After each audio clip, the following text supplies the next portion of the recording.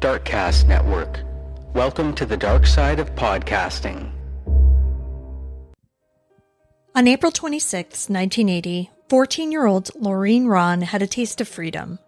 Her mother was away watching a tennis match, meaning Laureen had the house to herself that night.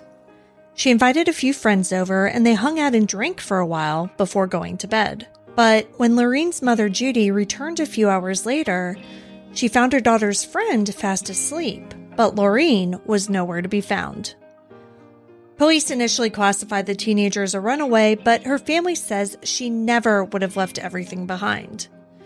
But over the years, a series of strange phone calls made them wonder, is Laureen actually out there somewhere? When a person goes missing, there's a special kind of pain in the not knowing. I want to tell the stories of those who never came home. Today, I want to tell you the story of Laureen Rahn. I'm Kona Gallagher. And I'm Ethan Flick. And this is And Then They Were Gone.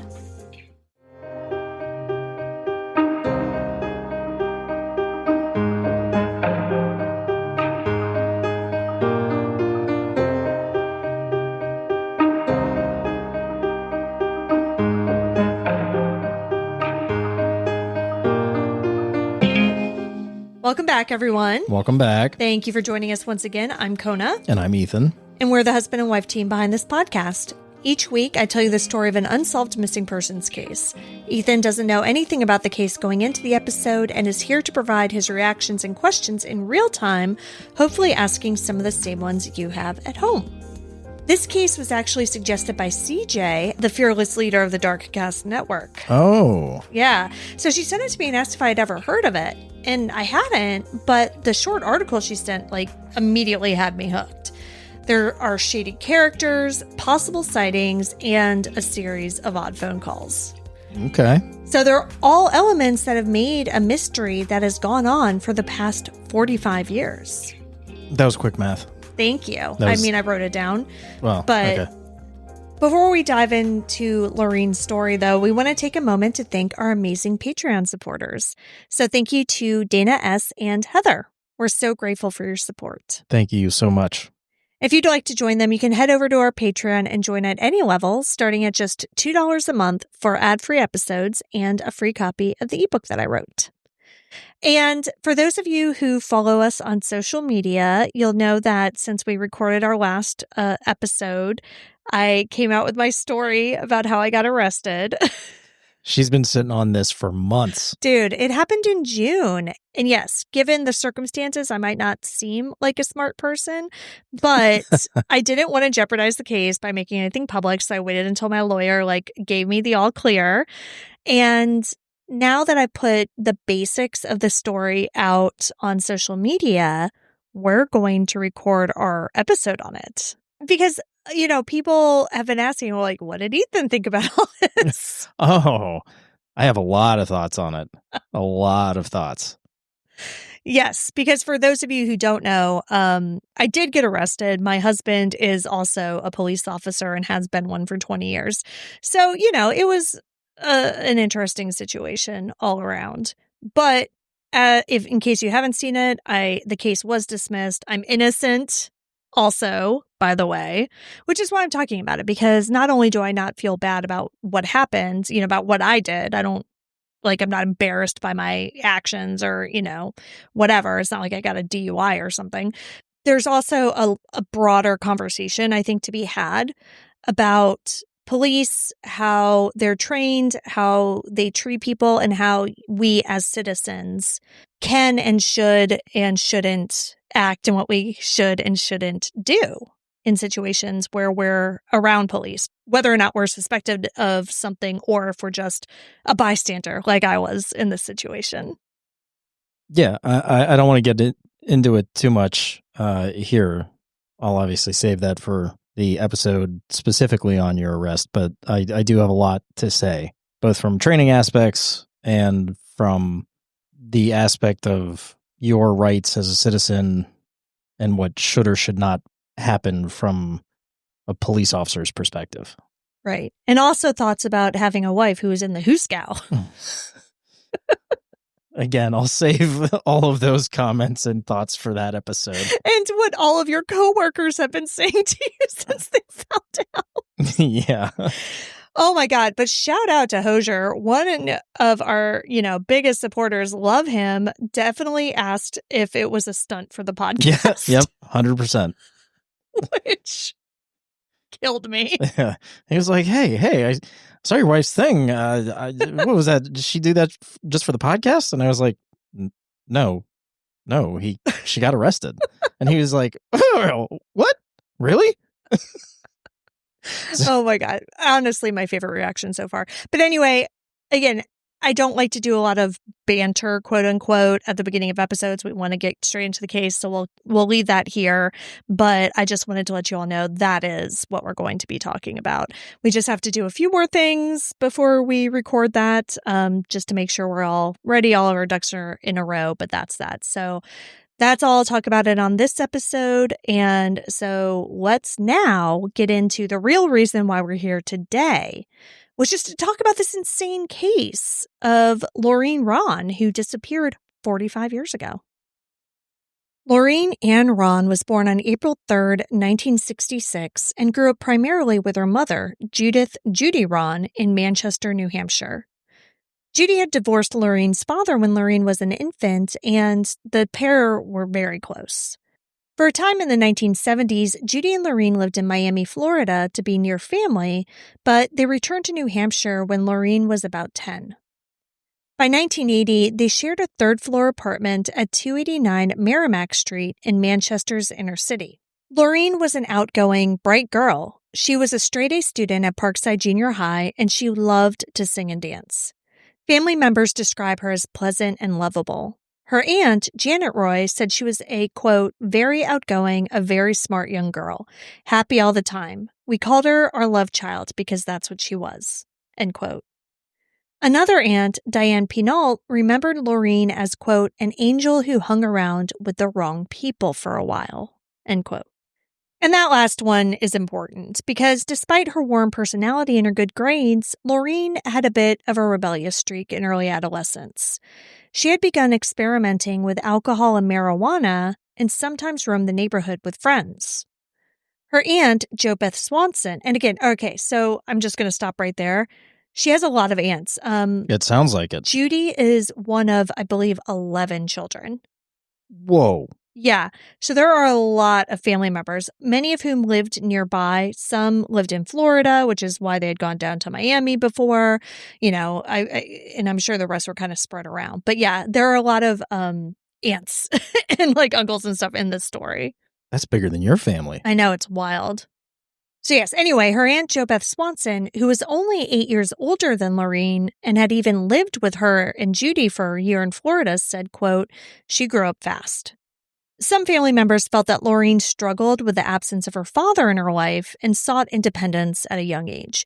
And I think it's also important to know that it was 1980 and kids just had a lot more freedom back then. Yeah, I mean, what they call free-range parenting now was just parenting. Yeah. Yeah. Like, some call it free range, some call it neglect. But, tomato, tomato. I also never had babysitters when I was growing up. I was just chilling. Same. It was both parents worked. Yeah. Or, at some point I only had one parent, but right. She worked and then, you were just fending for yourself. Yeah. We'd get ourselves to school. Yeah. After school, it was, find food, go out with friends, come back when it was nighttime. Right. Just do whatever. Like, no, parents never knew what we were doing ever. No, it was a different time. It was. And we're younger than this, right? Like, I mean, she's 14 years older than us. So this is really a different generation. And so it was even more so, I think, when Laureen was growing up than when we were growing up. We kind of got the tail end of it. I think it's also important to know, too, that like adulthood just started earlier. Yeah.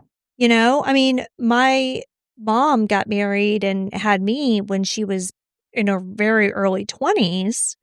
Meanwhile, I had my oldest child when I was 27, and I was like, I'm a teen mom. Like, who's letting me do this? By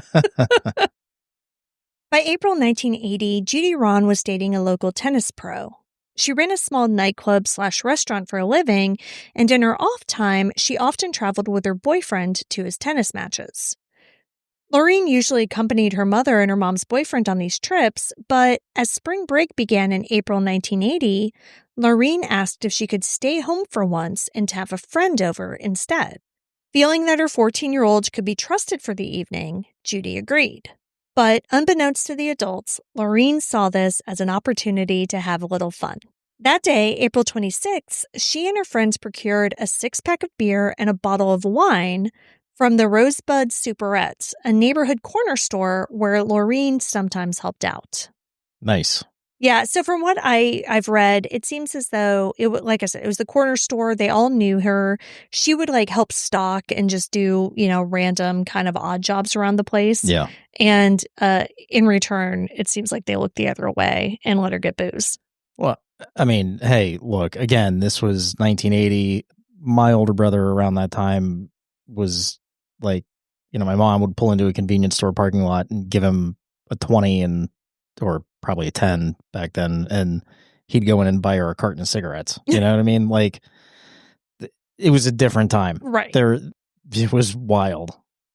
So throughout the day and evening, a few of Laureen's relatives dropped by the apartment to check in, but none saw anything alarming. And I think that's important too, as to why Judy would feel comfortable leaving Laureen, because it sounds like a lot of her family was nearby and could check in on her. So it wasn't like the two of them were just off on their own and Laureen was completely just alone and unsupervised. People were coming by, but everything seemed cool. She was just doing normal kid things at the time.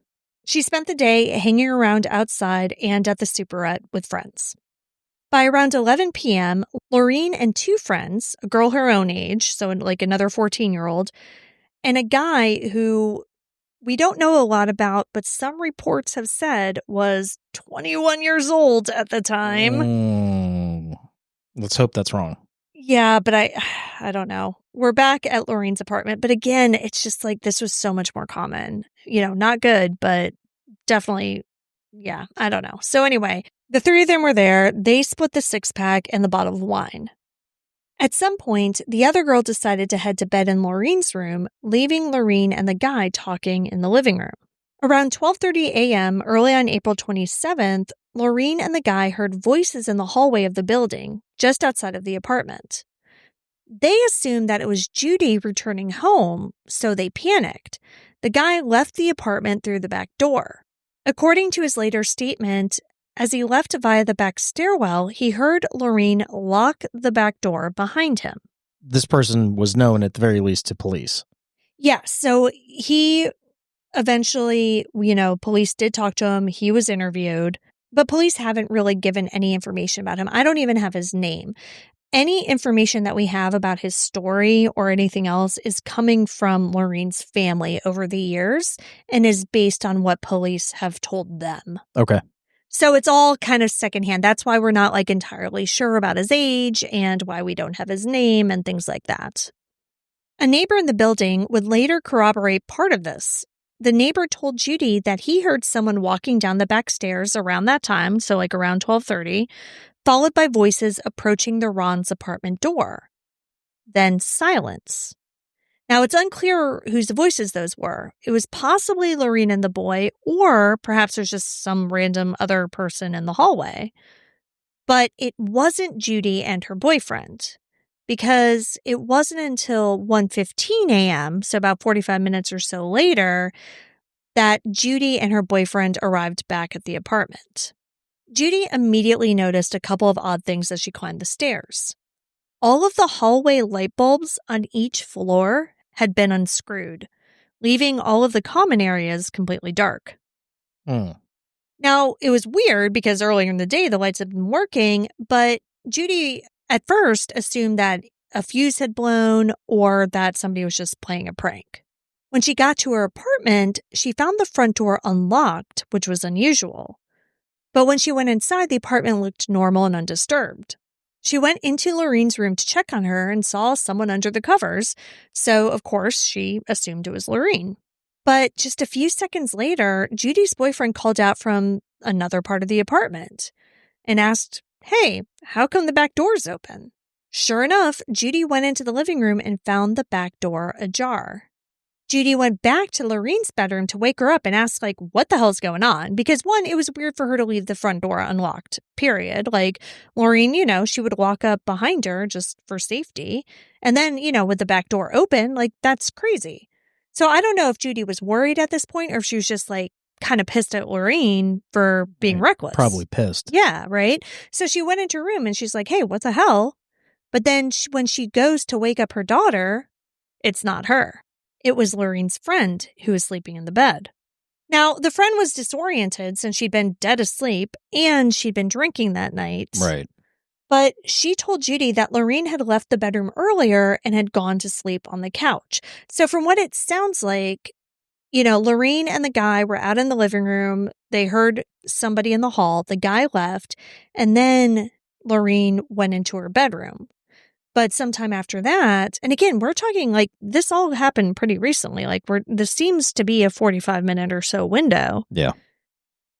Laureen told the friend that she was just going to go out and sleep on the couch. So she took a blanket and a pillow and went out to the living room. And then the friend just passed back out. Uh-huh. So, of course, the couch at this point is empty, but there was a blanket and pillow out there. So it does seem as though what the friend was telling her was what happened. Everything kind of made sense. Yeah. Except for the fact that Laureen was gone. When Judy looked around for Laureen, she found her daughter's purse and her brand new blue sneakers. Now, I said at the beginning that Laureen was 14, which is so young, but she had just turned 14, like 2 weeks before this. Wow. And so these sneakers were a birthday present. Laureen hadn't left a note or anything like that, but also nothing of hers appeared to be missing. There was also no sign of a struggle or overturned furniture, broken glass, anything like that. Just an empty couch where her daughter had been.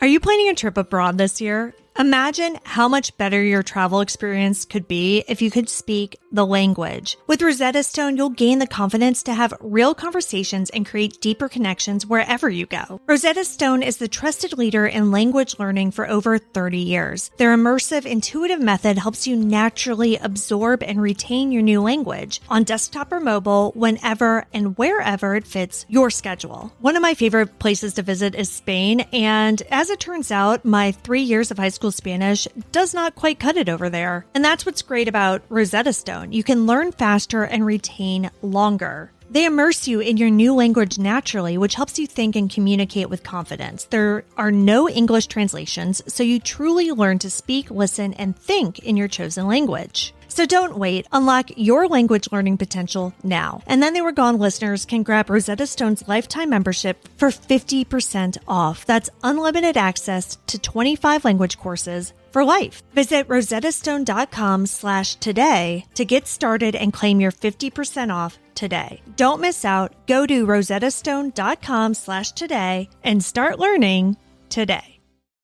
I work from home, so it drives me crazy when my house is a mess, but I don't really have the time or the mental energy to keep it looking as clean as I want. That's why I'm so glad that HomeAglow exists. They're a top-rated home service platform that's dedicated to making your space clean and tidy. And what I love is their flexibility and how easy it is to use. They have online booking capabilities that allow you to instantly schedule a cleaner in your area for a special occasion, party, or for regular cleanings. Cleaners pass a rigorous certification process and maintain a 4.8-star average platform rating. It's a fantastic way to support cleaners in your community, and 100% of cleaning fees and tips go directly to your cleaner. To schedule a cleaning, you simply go to HomeAglow's website to choose the day and time you're looking for and the duration of your cleaning to match with the cleaner. The best part is their Forever Clean membership, which saves you $30 an hour on all future cleanings. You can book unlimited cleanings starting at $19 an hour, backed by HomeAglow's happiness guarantee. Take home cleaning off your plate this fall by using HomeAglow. Head to homeaglow.com/ATTWG to get your first 3 hours of cleaning for only $19. That's HomeAglow.com/ATTWG. Did you know that a single finger prick at home can give you over 180 personalized insights into how to improve your health and slow your aging? If you've been listening to this show for a while, you know that I tried the True Age and True Health test by True Diagnostic, and it showed me things I never learned from my regular physicals. True Health looks at over 105 biomarkers tied to your nutritional, metabolic, immune, and cognitive health. You'll see your vitamin levels, your nutrient balance, inflammation, gut health, and more. True Age measures 75 plus biomarkers to reveal your biological age, your pace of aging, and the age of key organ systems. It doesn't just give you a single number, it shows how your heart, brain, liver, and immune system are all aging. Together, the combo gives you a complete picture of your health today, along with personalized recommendations to improve your health and slow down aging. For me, it really inspired me to work on my cardiovascular health. It's so hard to get answers at the doctor's office, so I loved getting this report that had so much information on it. If you're serious about living healthier and longer, visit TrueDiagnostic.com and use my code ATTWG for 20% off your entire order or subscription. That's TrueDiagnostic.com, code ATTWG for 20% off. Your future self will thank you.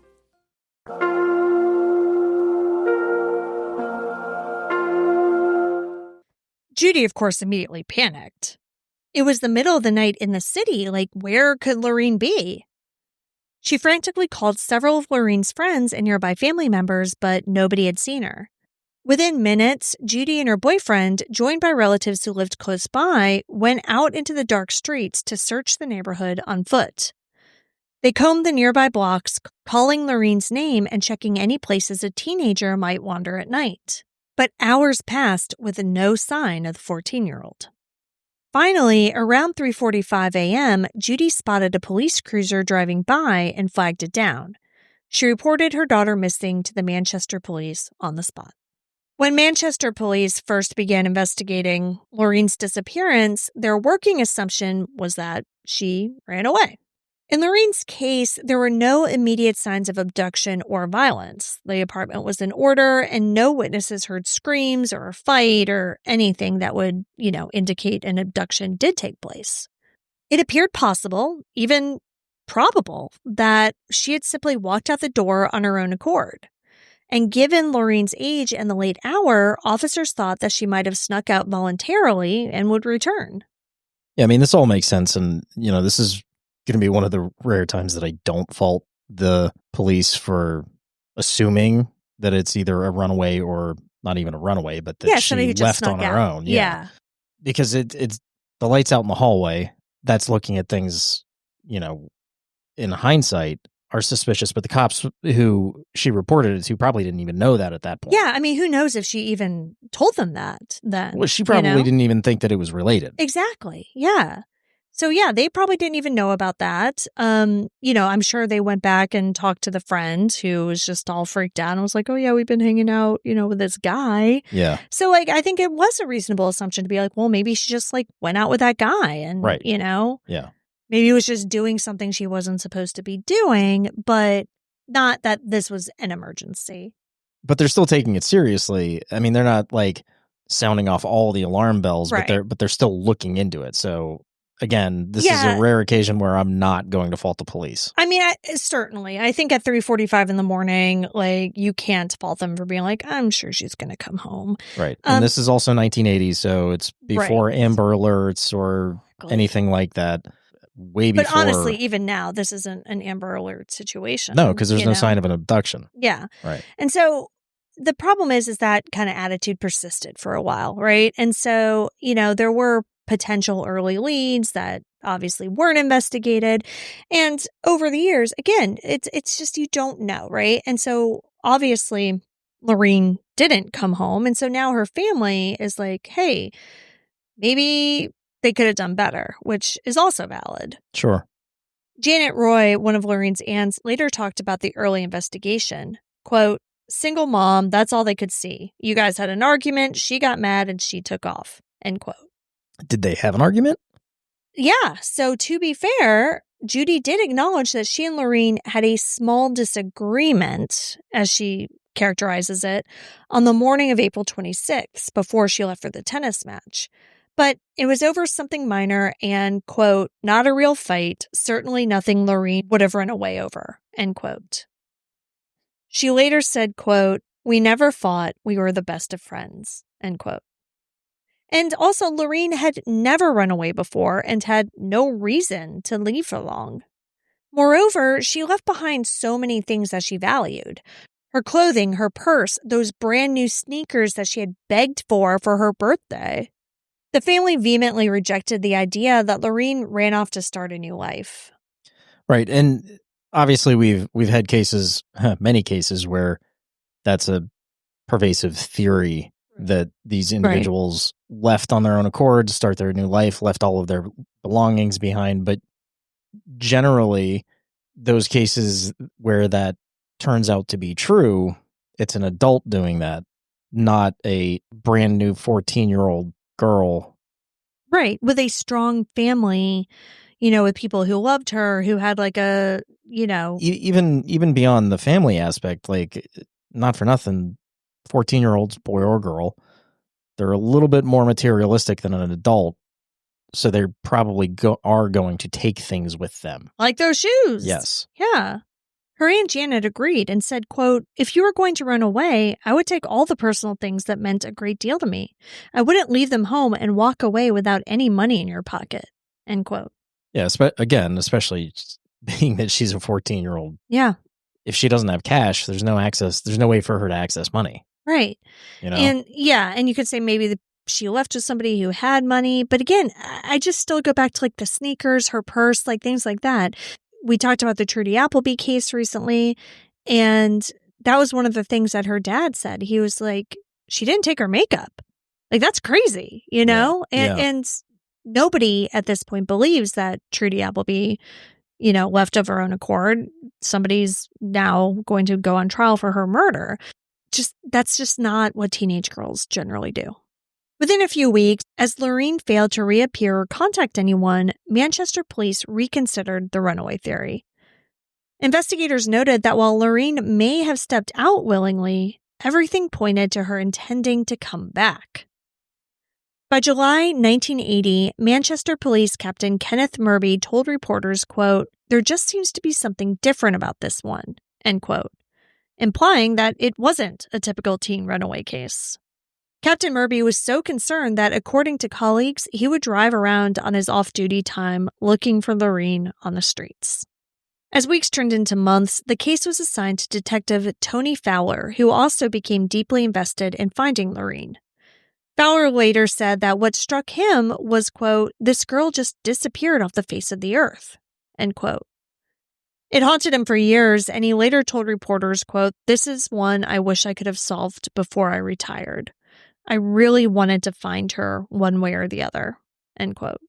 By the early 1980s, police had compiled a thick case file on Laureen's disappearance. They came to believe that something or someone prevented her from returning home.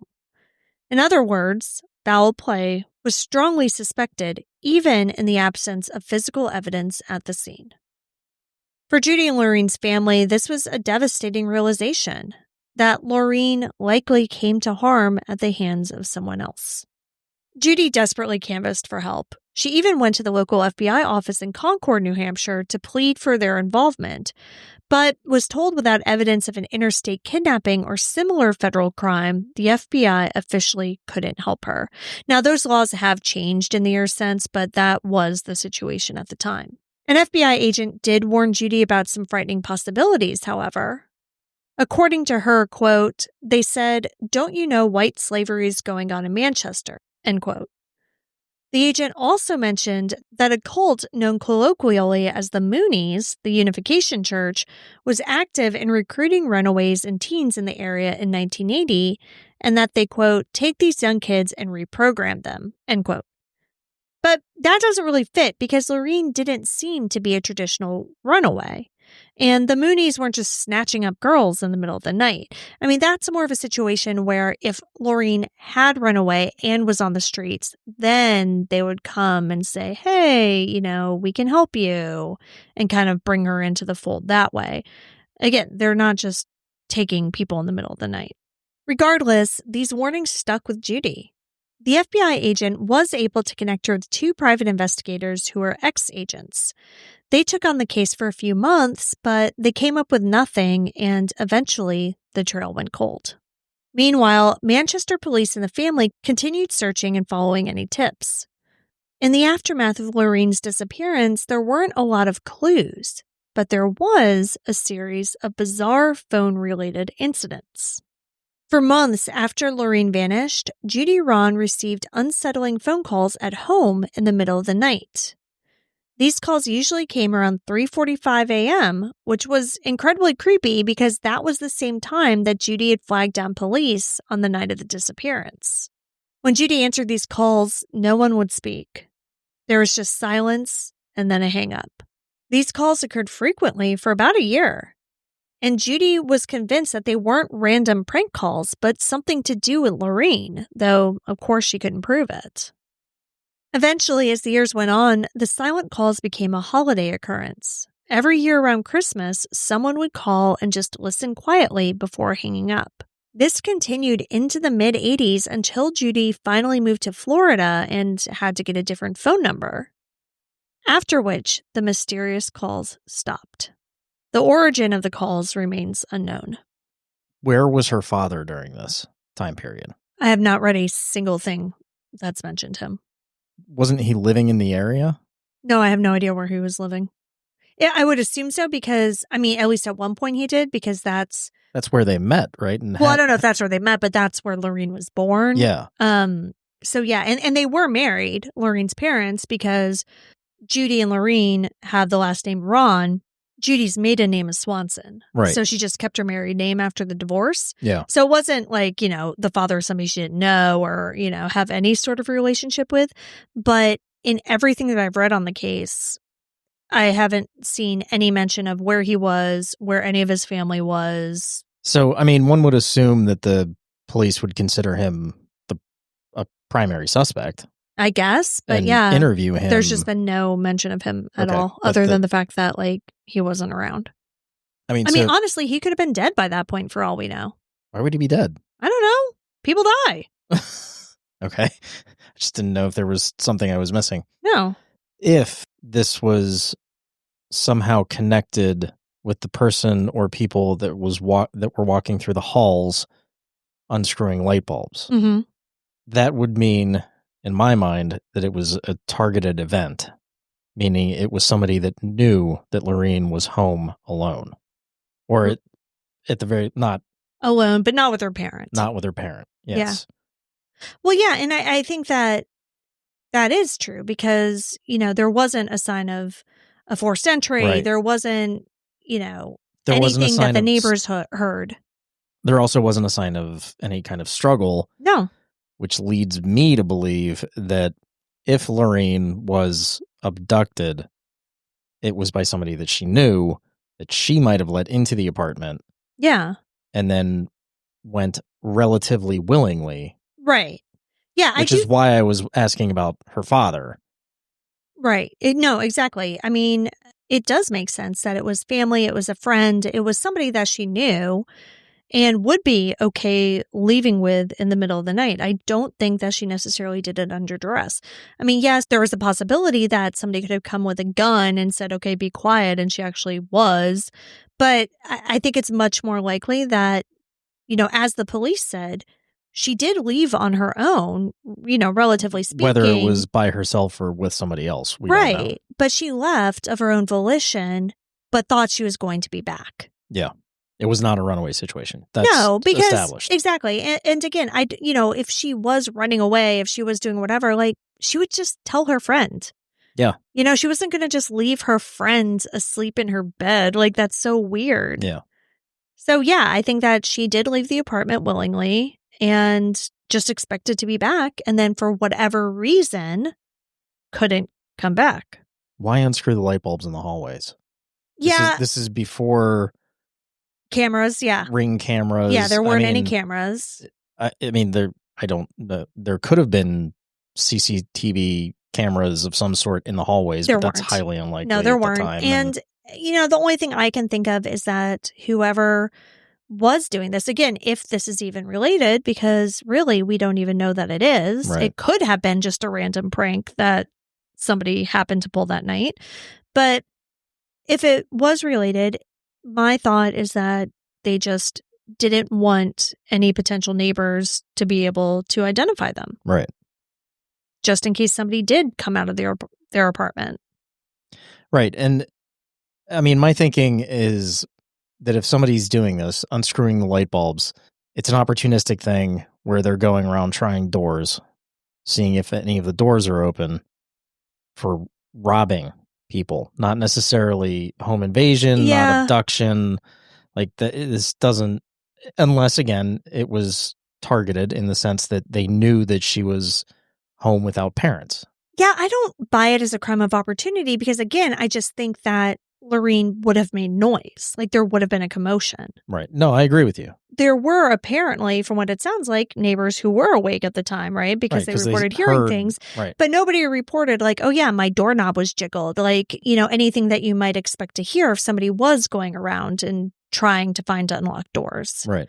We don't have anything like that. So I really, truly believe that, one, it wasn't just Laureen leaving alone.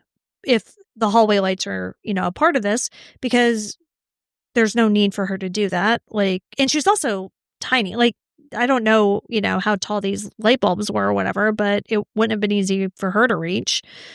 There's also no reason for you to do that if it's your own apartment building and you're just leaving by yourself. Plus the back door was open, right? Not just unlocked, open. Yeah. Which, it wouldn't make sense for her to open that and then go out the front door.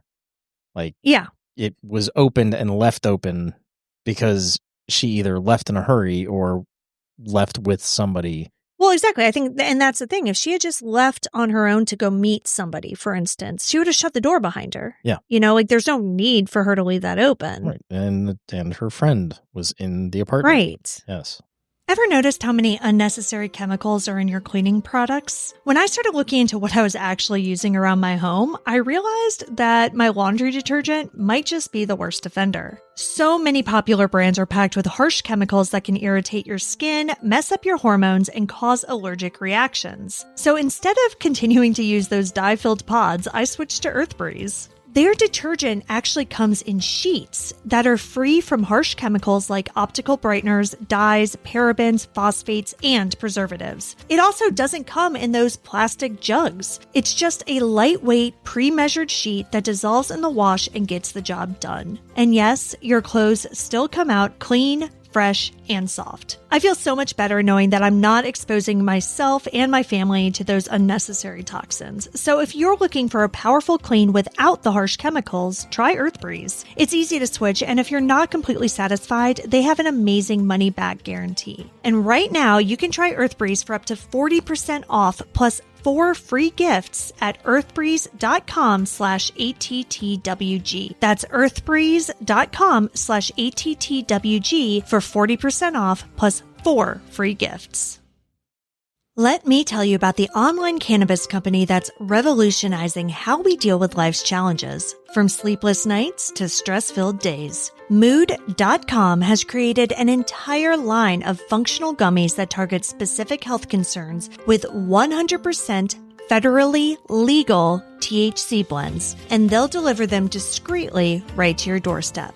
Even better, you can get 20% off your first order at Mood.com with promo code ATTWG. We've been advertising Mood for a while. They've been really good to us, and after trying some of their gummies, it is wild how different each one feels. Those Sleepy Time gummies will knock you out in about 15 minutes flat. No hangovers, no grogginess. What makes these different is how they've paired THC and other cannabinoids with herbs and adaptogens. You're not going to find gummies like this in a dispensary or anywhere for that matter. They've got immune support, menopause relief, PMS, mental clarity, sexual arousal, and all of them use federally legal cannabis. And it's all grown on small family-owned American farms, and they can ship to most states in the U.S. And best of all, not only does Mood stand behind everything with an industry-leading 100-day satisfaction guarantee, but as I mentioned, listeners get 20% off their first order with code ATTWG. So head to mood.com and remember, use promo code ATTWG at checkout to save 20% on your first order.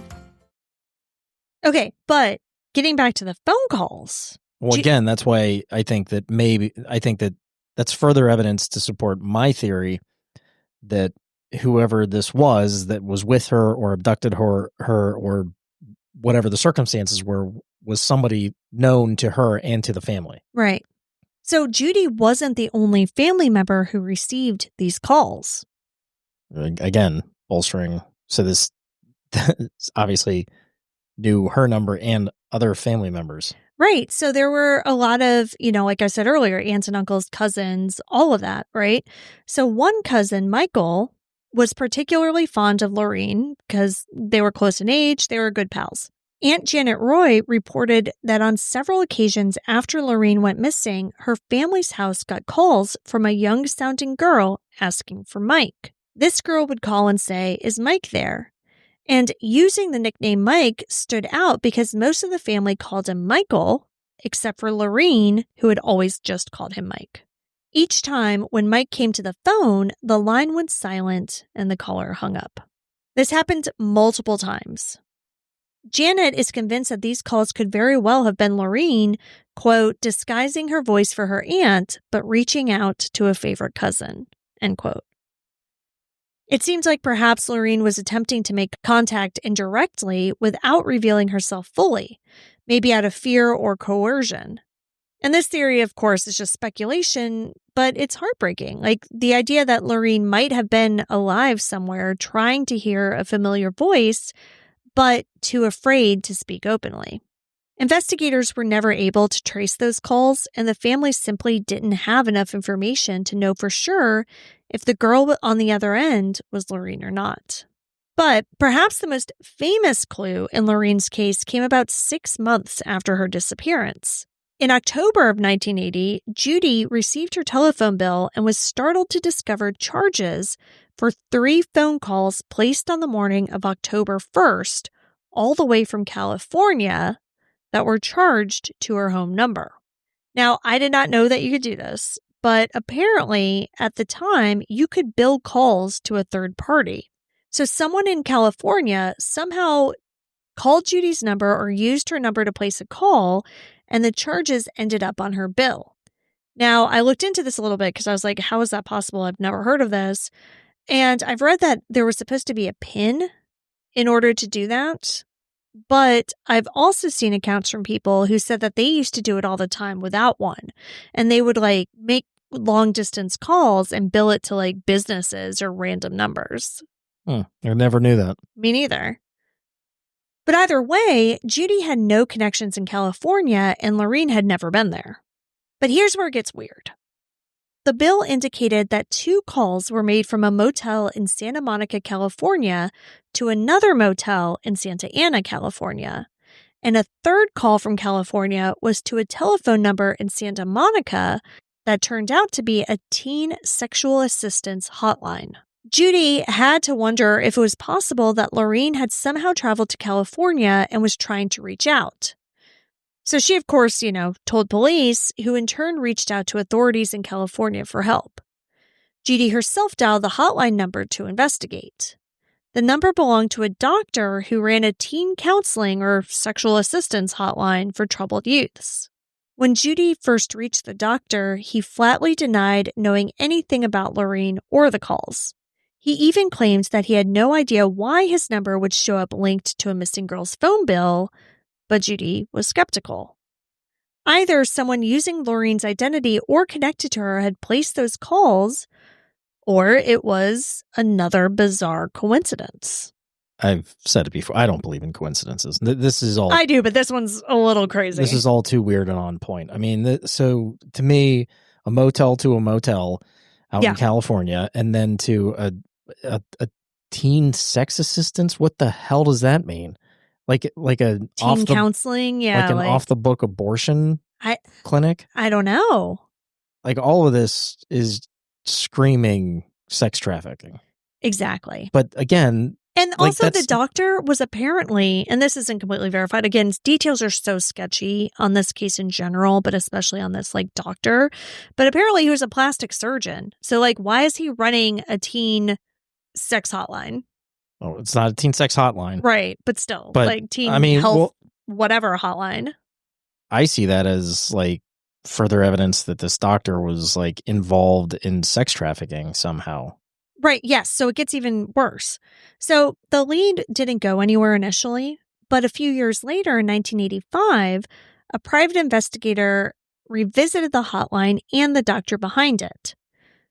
When he was confronted again, the physician allegedly changed his story. And I say allegedly because apparently like the PI found all this out, but Manchester police is like, well, they never told us. So I don't know about any of this, honestly.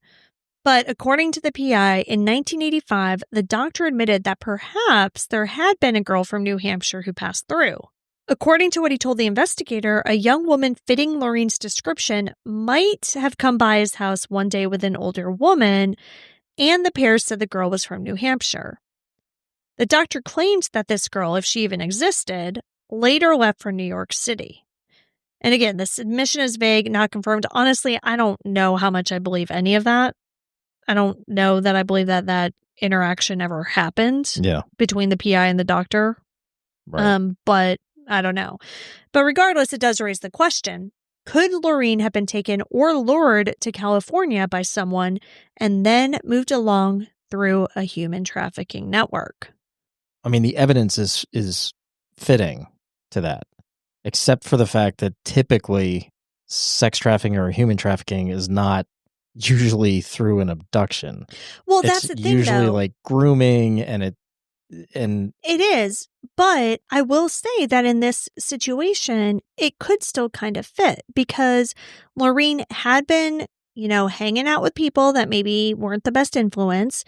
She'd been into drugs. She'd been into alcohol. And, by drugs, I mean marijuana. But still, she was so young that I think even that is really a big deal. And we don't know exactly who she was hanging out with and who might have been grooming her. Yeah. And which then would fit with the person, her knowing the person that came to get her. Exactly. So that's why I'm not willing to completely rule out the trafficking aspect, which I am in a lot of our cases, because you're right. When it is just like a straight up abduction, like that is not how trafficking works. Yeah. Like there's almost always an element of grooming involved. And while we don't know that took place in this situation, we definitely can't rule it out. Yeah, we don't know that it didn't happen. Yeah. Right. So investigators digging into this doctor found even more disturbing information. One investigator, Carol Jensen, from an organization called Wings for Children, discovered that the same Santa Monica phone number was connected to some very unsavory activity. Now, this is where it gets confusing because I don't know if they're talking about this same doctor or if there's like a second quote unquote doctor. But there was somebody who was allegedly letting runaway or lost teen girls stay in his home, and there were suspicions that he was using them to create child sex abuse material. In fact, police later indicated that one of the motels in Santa Monica that had been called was believed to be used by a known child pornographer nicknamed Dr. Z. But it's unclear if Dr. Z was the same hotline doctor or an associate or just a random other guy who had nothing to do with any of this. The doctor the investigator spoke with brought up another name, Annie Sprinkle. He claimed that this woman worked with his wife in the fashion industry and she may have information about several runaway girls who visited with his wife. The doctor gave up his wife as a potential suspect? Well, no, said that his wife knew a woman named Annie Sprinkle who may know some things, basically. Okay. Now, Annie Sprinkle was an adult film actress in California in the 1980s. Police actually obtained and reviewed several pornographic films featuring her and scanned the background extras and scenes for any sign of Laureen's face. They were looking into the possibility that Laureen could have been absorbed into some illicit world of underage exploitation. However, no evidence of Laureen was found in those films, and Annie Sprinkle was never implicated beyond that speculative mention. She seemingly had no real connection to Lauren's case, and the lead hit a dead end. And I will say, Annie Sprinkle eventually got out of the adult film industry and went and got her master's degree and is a therapist or something now. But all of this led to a lot of conflicting feelings for Judy. On one hand, the idea that Laureen might have been alive, though endangered, in California gave a jolt of hope. Laureen had loved the warm weather from her Miami days and had always said she wanted to be in movies, so it kind of made sense that Laureen could have been drawn to California. On the other hand, if that was true, it meant that her daughter had likely fallen into the clutches of very dangerous people. And why hadn't Laureen called home directly for help? Judy struggled with that, saying, quote, "I just can't believe she would never contact me. That hurts the most," end quote. But the weirdness with the phone calls didn't end with the motels or the call to her cousin. In 1986, a full 6 years after Laureen vanished, a childhood friend of hers in Manchester named Robert Morace received a surprising phone call. Roger's mother answered, and the caller was a young woman who asked for Roger. She identified herself as either Lori or Laureen. At the time, Roger was about 20 and had indeed been close with Laureen as kids. One thing I read said that they were even boyfriend and girlfriend when they were 12. The woman on the call said something along the lines of, quote, "It's me, I'm his former girlfriend," end quote. But she then quickly hung up. The family was bewildered. Could Laureen herself have called just out of the blue after 6 years, only to panic and disconnect? Roger's mother was certain the girl said her name was Laureen or Lori, and this incident was reported to police. But sadly, like the other calls, no caller ID or trace was possible back then. So if it really was Laureen reaching out, she didn't call again, and Roger had no way to contact whoever it was.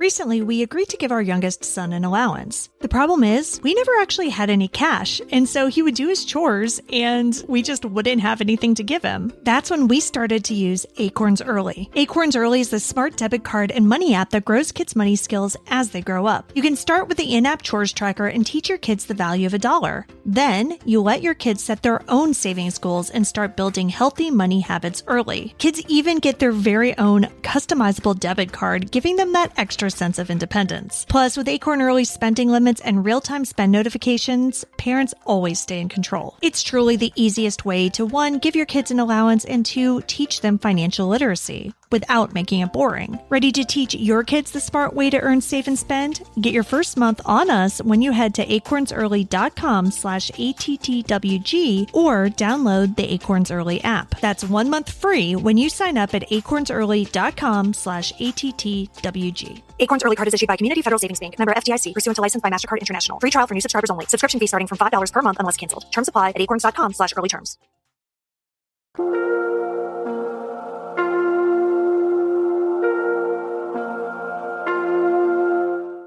Aside from the phone calls, there were a few possible sightings of Laureen reported over the years, as well as another disappearance in the same city that, raised some eyebrows.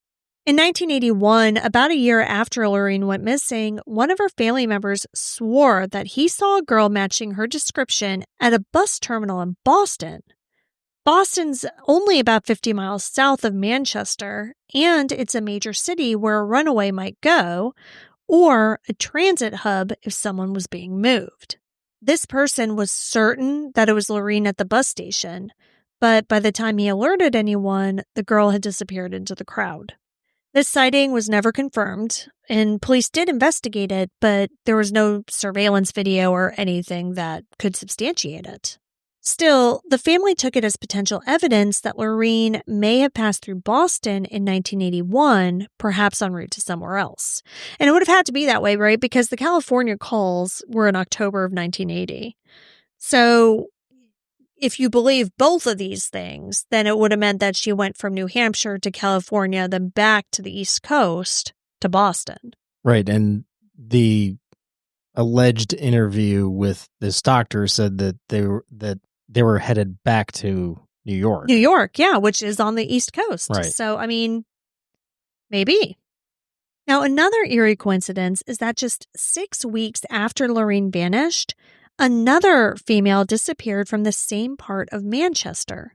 Denise Ann Denault, who was 25, lived only a couple blocks down Merrimack Street from the Rahns, and she went missing in June 1980 after a night out at a local club.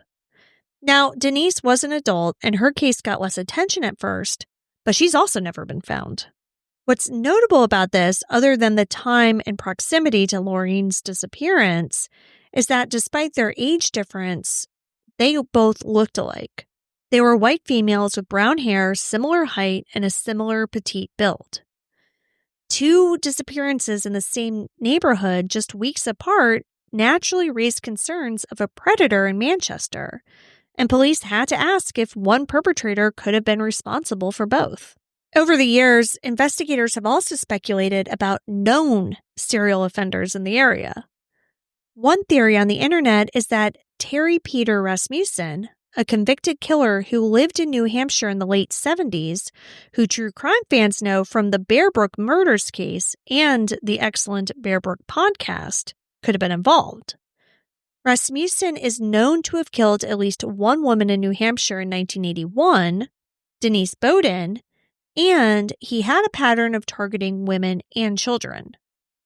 However, there's no direct evidence tying Rasmussen to Laureen or Denise. But what about someone closer to home, like that male friend who was with Laureen that night?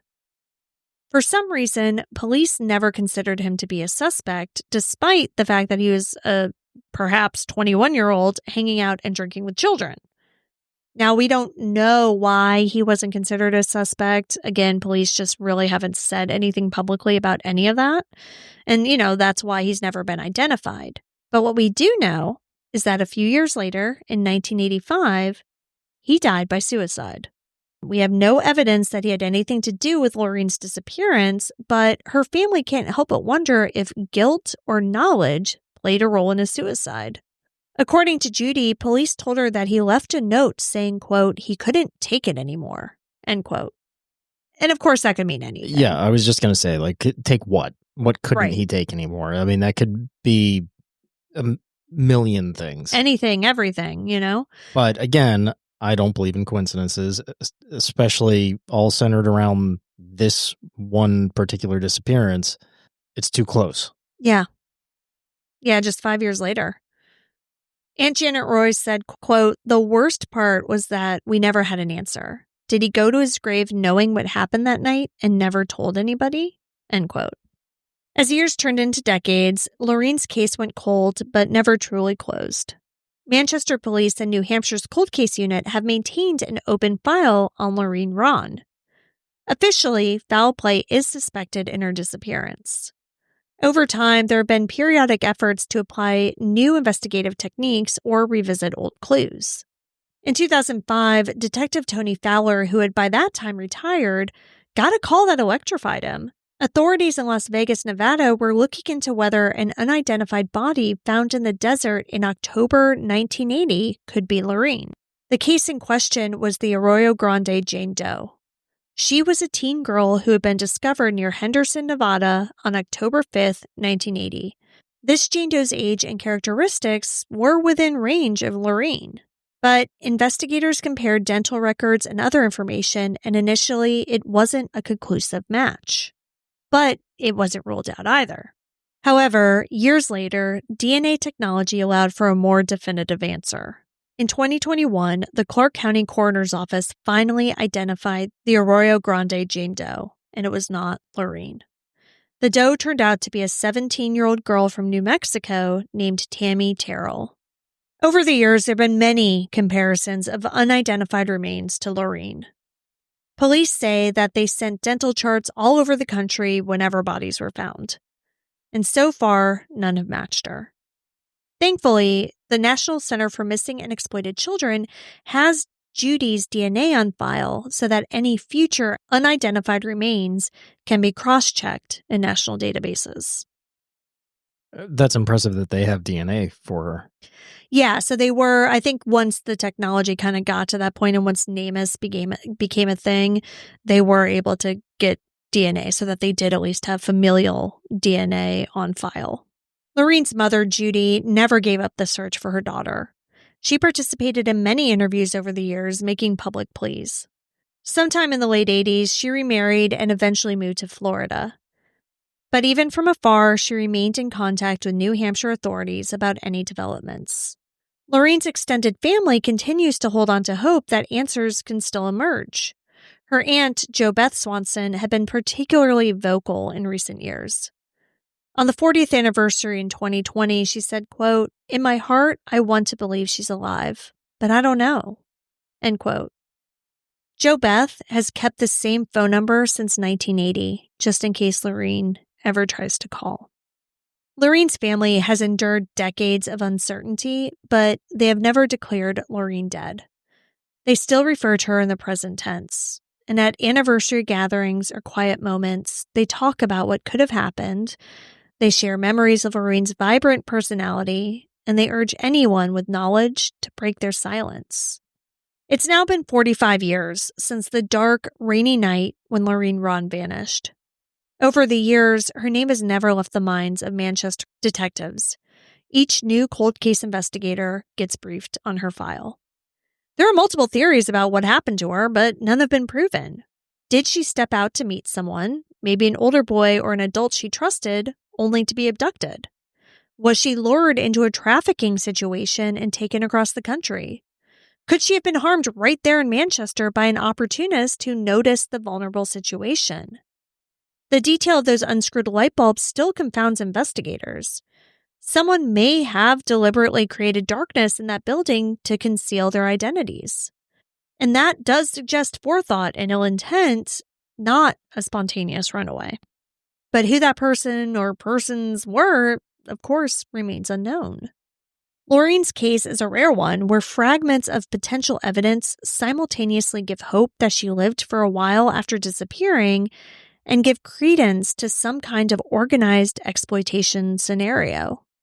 It's the kind of case that keeps both law enforcement and armchair detectives awake at night. I'm going to stick with my original theory that I think this was somebody that was known to her. The light bulbs were related, and they left with her willingly, and the phone calls linking to a human trafficking ring in California, I think it's all related. Yeah, I don't know. I mean, there is a part of me that thinks the whole California angle could be a red herring. But really, like, direct to her number, I know. Build to her number right after her daughter goes missing. Like, it's too close. It's too weird, you know. And then you have all the phone calls to family members, phone numbers that she would have remembered, right? You know. But we've covered plenty of cases where families of missing people get crank calls and, you know, all sorts of creepy, terrible, awful things. So I don't know. But even cousins. Yeah. I mean, yes, they were close, but that's pretty far removed than like her own. Well, yeah, and her boyfriend from when she was 12. Right. Yeah. No, I mean, I call her referencing that. Yeah. I used to be his boy or his girlfriend. Yeah. I don't know. In my mind, it's all linked. And I do think you're right. I think that those phone calls were made in some sort of attempt to reach back out to her former life. But whatever her situation was at the time, she wasn't really able to talk. But it went on for years. And I mean, you would think that at some point she would have been able to say something. Maybe, maybe not. I don't know. But again, you can see why this case has been unsolved for 45 years. Yeah, I mean, and it's also not super helpful that the police aren't releasing any information. That is true. I mean, because honestly, there's so little that I was really able to find about this. And honestly, like a lot of the details that I've even talked about, like are sketchy. Like it's, you know, secondhand, thirdhand information. Right. Yeah, and I get it. It's a duality when police are listing a missing persons case with suspected foul play involved. Yeah. Because if suspected foul play is involved, they aren't going to release anything because they're thinking that this will eventually be a homicide, and they're thinking long term of catching a killer and not releasing information out to the public that could be used either in the investigation to catch the killer and at trial. But I'm just wondering too, I mean, all right, going back to the guy, right? Like, he's dead. He's been dead for 40 years. Right. So he's not a suspect anymore. He's not going to trial one way or another. That's true. Why not release his name? Why not know if anybody who knew him at the time, has anything to say? I don't know, if the cold case detectives ever went and interviewed any of his family or friends or anything after he died. You know what I mean? Right. Or if they're just reading the case file. Right. The initial detectives cleared him or whatever, but based on why. what? Yeah. And did they have the same perspective in 1980 that detectives would have had in 2000 or 2020? Right. Attitudes change, policing changes. Oh, big time. Right? Yeah. And something like that, obviously you can't go back and interview him, but just because he was cleared in 1980, again, I'm not saying he did it. I have no idea, but him being cleared in 1980 doesn't necessarily make me believe that he's innocent. Yeah. It doesn't make me believe he's guilty either, but right, but I just feel like there's more there. Know something. Yeah. Yeah. Or people around him might have known something. Right. So yeah, it's frustrating. And I get it, but it's been 45 years and there's so little direct information from the police. And the information we do have is from all of her aunts and her mom and everybody, Right. And that's kind of where I was going with that. It's it's the duality of listing possible foul play means that police are going to be tight-lipped about it, but it also means that they're still taking it as a serious case.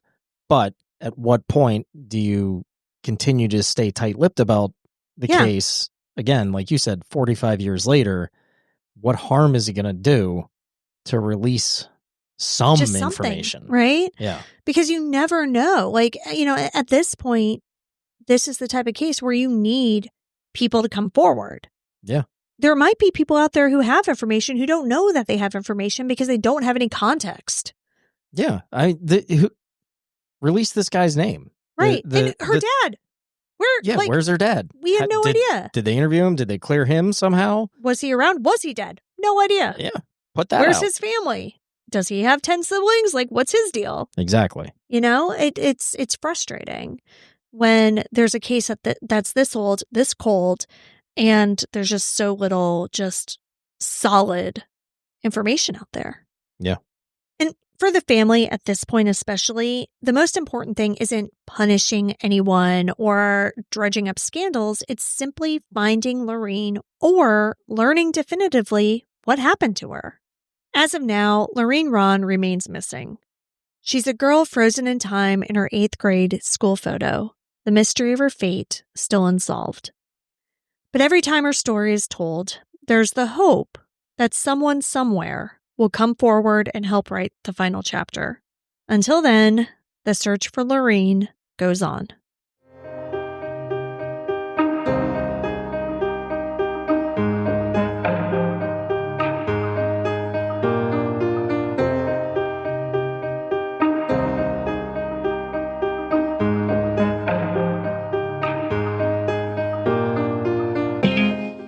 Laureen Rahn has been missing from Manchester, New Hampshire since April 26, 1980.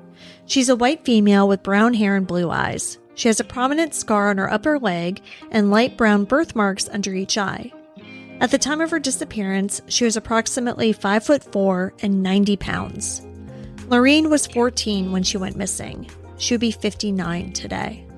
If you have any information on the disappearance of Laureen Rahn, please contact the Manchester Police Department at 603-668-8711.